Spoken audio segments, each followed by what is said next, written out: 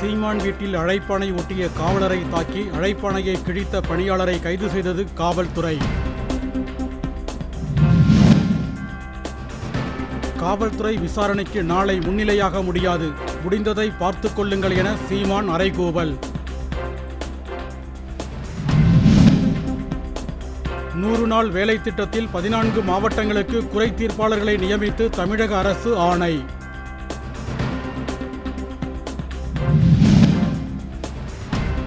அரசு பேருந்துகளின் குறிப்பேடு பதிவை தமிழில் இருந்து ஆங்கிலத்துக்கு மாற்றுவதா என அன்புமணி ராமதாஸ் கண்டனம். வணிக வளாக கடைகளுக்கான வாடகையை 5ஆம் தேதிக்குள் செலுத்த தவறினால் 12 விழுக்காடு தண்டம் விதிக்க சென்னை மாநகராட்சி முடிவு. தமிழகத்தின் ஆழ்கடல் பகுதியில் ஹைட்ரோ கார்பன் எடுக்கும் ஏல அறிவிப்பை நடுவண் அரசு திரும்பப் பெற மருத்துவர் ராமதாஸ் வலியுறுத்தல்.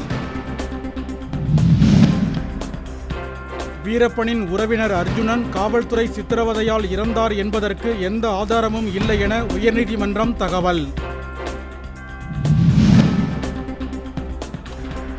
நடுவண் கல்வி அமைச்சர் தர்மேந்திர பிரதானின் தமிழ்நாடு பயணம் திடீர் ரத்து, இணையமைச்சர் பங்கேற்பார் என தகவல்.